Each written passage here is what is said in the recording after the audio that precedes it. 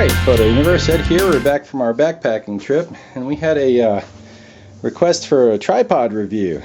So, what we see sitting on our Photo Universe display board there is a bag. And inside the bag, we got this bag. There used to be a side table. A cheap fold-up side table came in that bag. And that was 15 years ago. And the table's long gone. That broke pretty quick. But it makes a great bag to carry our tripod into the field, and this is how we carried it on our backpacking trip. Let me take it out of the bag there. Okay, so that's my main tripod there, and that's the review of the Gitzo GT2541. And there's a history to this tripod in the sense that this was the original carbon fiber, the one that kind of took the world by storm. The Gitzo, the predecessor to this model, was the Gitzo 1228, and then they had the 1228 Mark II. And that's the one that Galen Rowell was using right before he passed away, unfortunately, and very sadly. As a matter of fact, this was the rig that Galen Rowell, well, this is the modern version, the 2541. But when Galen Rowell passed away, he so tragically in that plane crash, he was using a Gitzo 1228 Mark II with a Kirk BH3 ball head, which is what that is, and that's the rig right there. It weighs 4.5 pounds, and it'll handle up to medium format, and it's carbon fiber. Great tripod. So they're $700 or so for the legs, and they're kind of worth it. Gitzo has improved a lot with this model. The original 1228 was a great tripod, but the problem was when you undid this one, like these legs would spin. So if you undid the top one, you couldn't undo the bottom ones because this leg would be spinning. I mean, so the only way to really deal with a Gitzo 1228 or any Gitzo prior to when Manfrotto fixed them was you always went from small to big.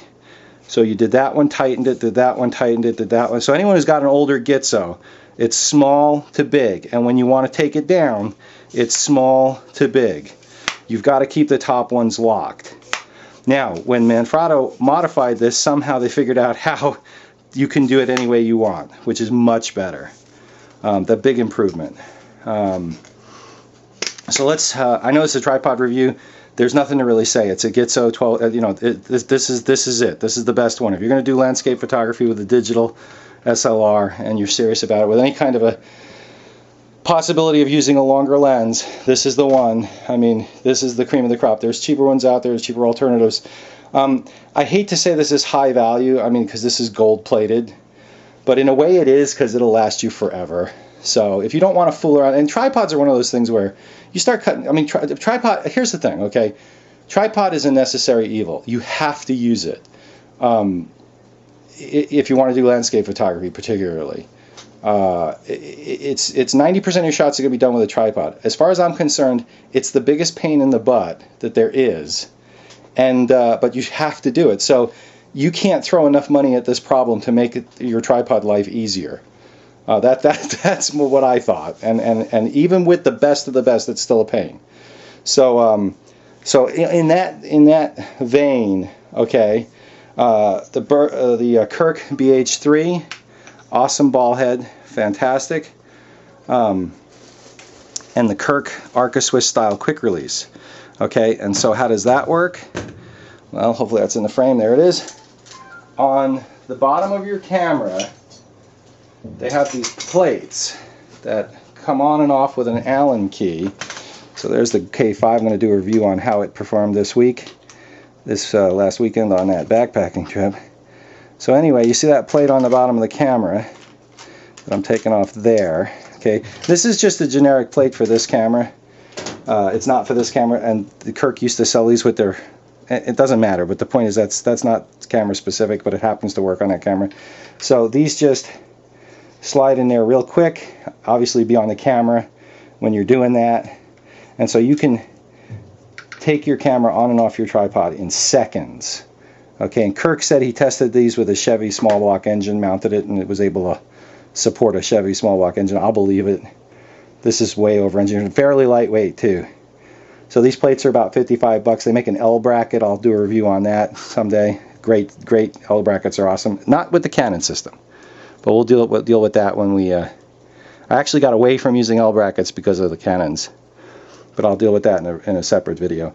On other cameras, they're awesome, but we'll deal with that. So anyway, so there's the quick release. So this is one of these situations where like the ball head's like 3 something, 375 I think, but it comes with a quick release. If you have a different head that you like, you can get a Kirk plate to fit it. I don't have one handy right now, so that's where we're at with that. So the bottom line is anything you can do to make your tripod experience easier, it's worth doing. I bit the bullet years ago, and I never wanted to spend the money on these quick releases, but after, you know, it's one of those things where it's so worth it. I bought those quick releases 20 years ago. I've been using them ever since. I couldn't do the job. I couldn't be a photographer without them. It seems really expensive to spend that kind of money on this stuff, but it's the support stuff that makes the difference in your photography. So really, this stuff is expensive, but you only have to buy it once. So if you buy this ball head from Kirk, which is I fooled around with other ball heads. There's a high value option on ball heads from Manfrotto. They make a ball head that I'll bust out here in a separate review. It's worth it. So that goes. I'm putting the plate on the thing there. So the plate goes on there, and you notice the lip there. That keeps the camera from rotating. The real plate for this camera is like molded to the bottom. It's in the mail. I just ordered it, and I ordered the L bracket too.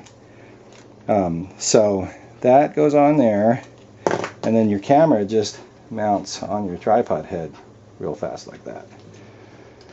So don't know what else to say about the Gitzo carbon fiber.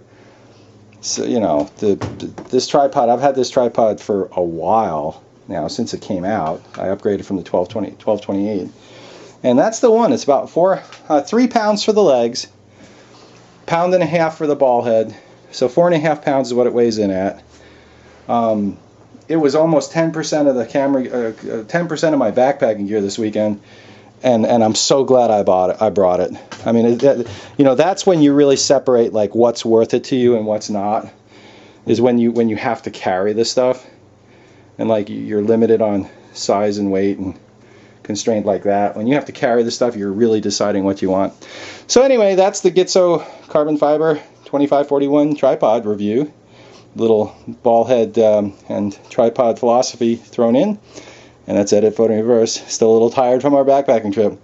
Looking forward to busting out some videos on the performance of the gear too. So, all right, have a good one. Thanks. All right.